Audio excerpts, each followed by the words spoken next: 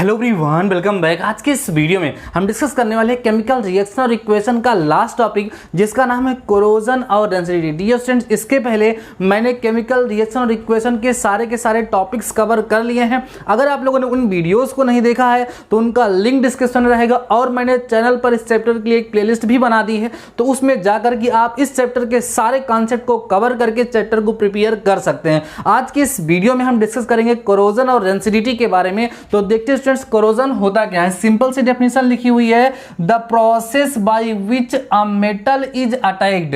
ठीक है, ऐसी प्रोसेस जिसके कारण एक मेटल अटैक्ड होता है, उसके पर अटैक होता है। किसका होता है?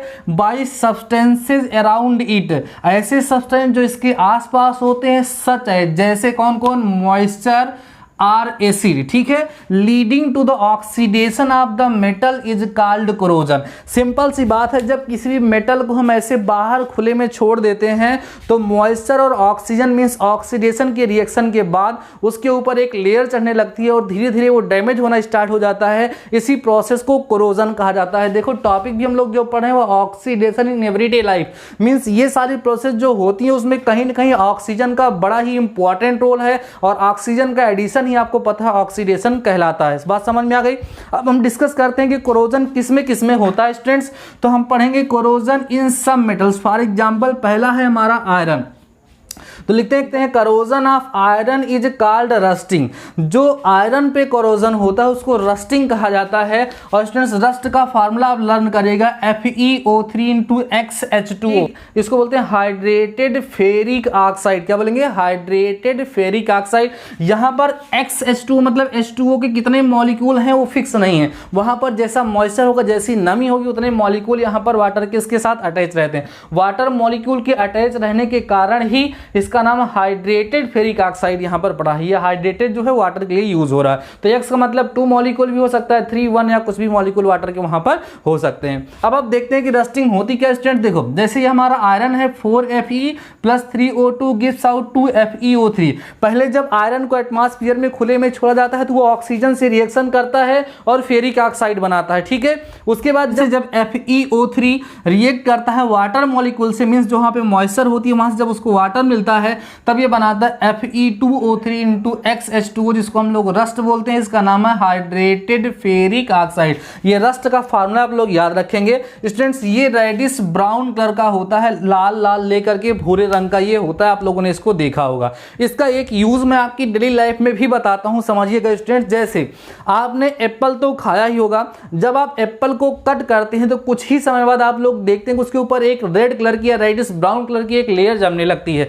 आप लोग उसको कभी ऑब्जर्व करिएगा, ऑब्जर्व तो आप किए होंगे। वो ऐसा होता क्या है? सिंपल सी बात है, उसमें जो एप्पल होता है उसमें आयरन के एटम्स होते हैं। जब आयरन के एटम्स ऑक्सीजन से रिएक्ट करेंगे, ठीक है, और वहां पर वाटर का मॉलिक्यूल तो होता ही है, तो सेम फार्मूला Fe2O3 × XH2O इस फॉर्म का बनने लगता है, जो रेडिश ब्राउन कलर का वहां पर हमें दिखता है। ठीक है, तो ये हमारी डेली लाइफ में इसका यूज है। सेकेंड देखिएगा, कॉपर। ठीक है, कॉपर में किस तरीके से कोरोजन होता है। देखिए, खुले में कॉपर छोड़ा गया, एटमॉस्फेयर से उसको क्या मिला? O2 + CO2 + H2O।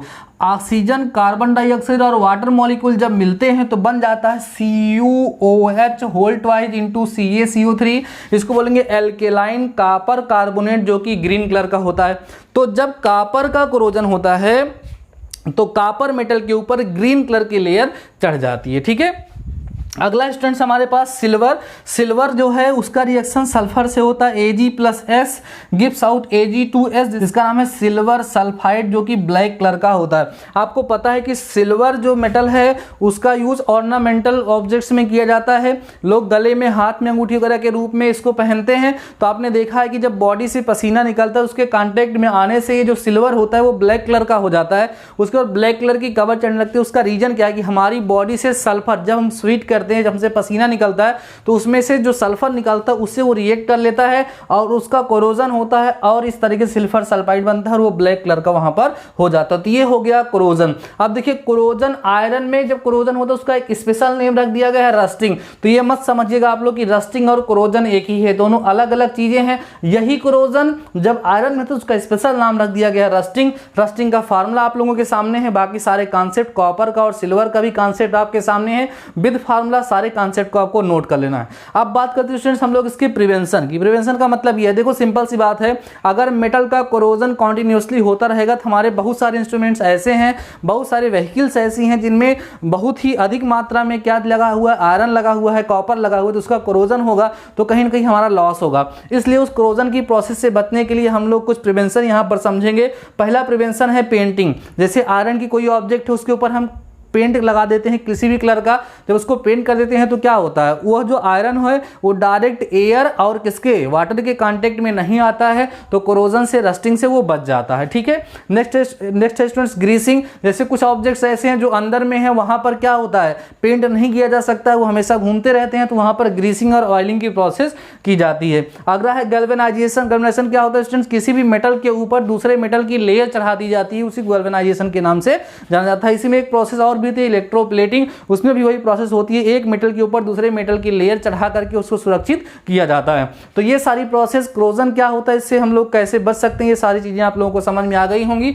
अब हम लोग डिस्कस करेंगे स्टूडेंट्स रेंसिडिटी के बारे में।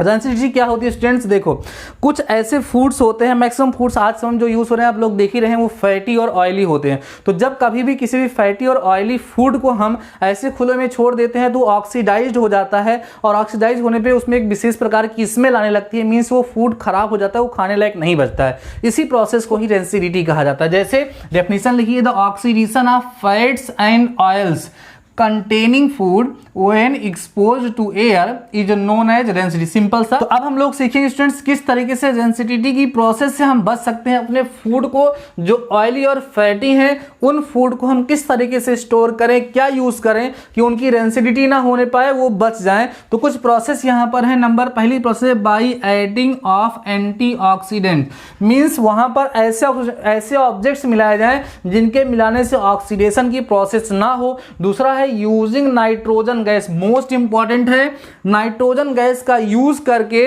वहां पर रेंसिडिटी मींस ऑक्सीडेशन की प्रोसेस को रोका जा सकता है, और जब ऑक्सीडेशन नहीं होगा तो रेंसिडिटी वहां पर नहीं होगा और फूड जल्दी से खराब नहीं होगा। आप लोगों ने देखा होगा कि आप चिप्स वगैरह की पैकेट वहां पर खरीदते हैं तो काफी बड़ी होती है, उसमें बहुत ज्यादा मात्रा में एयर भरी हुई होती है। कुछ लोग तो वहां कमेंट भी करते हैं कि पैकेट इतना बड़ा है, इसमें सब हवा ही भरी रहती है, इसमें कुछ चिप्स है ही नहीं।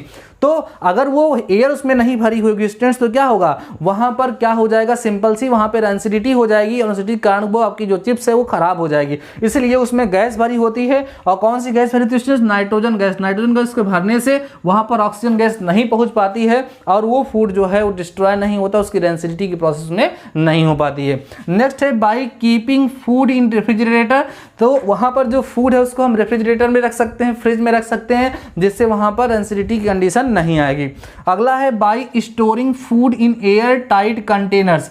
ठीक है, वहां पर क्या किया जाए, फूड को ऐसी जगह पे रखा जाए जो ऑलरेडी एयर पैक्ड हो, मतलब पहले से उसमें एयर पैक हो, तो फिर वहां पर एयर अतिरिक्त बाहर से नहीं जाएगी, और नहीं जाएगी तो ऑक्सीडेशन नहीं होगा, ऑक्सीडेशन नहीं होगा तो उस फूड में रेंसिडिटी वाली प्रोसेस नहीं होगी, तो फूड डिस्ट्रॉय नहीं होगा, बच जाएगा। तो बात समझ में आ गई होगी आप लोगों को। तो इस वीडियो में आप लोगों ने पूरा समझ लिया होगा कोरोजन क्या होता है, रेंसिडिटी क्या होती है, और जो मैंने आप लोगों को यहां पर बताया एकदम सेम टू सेम आप स्क्रीनशॉट लेकर के अपनी कॉपी में लिख ले।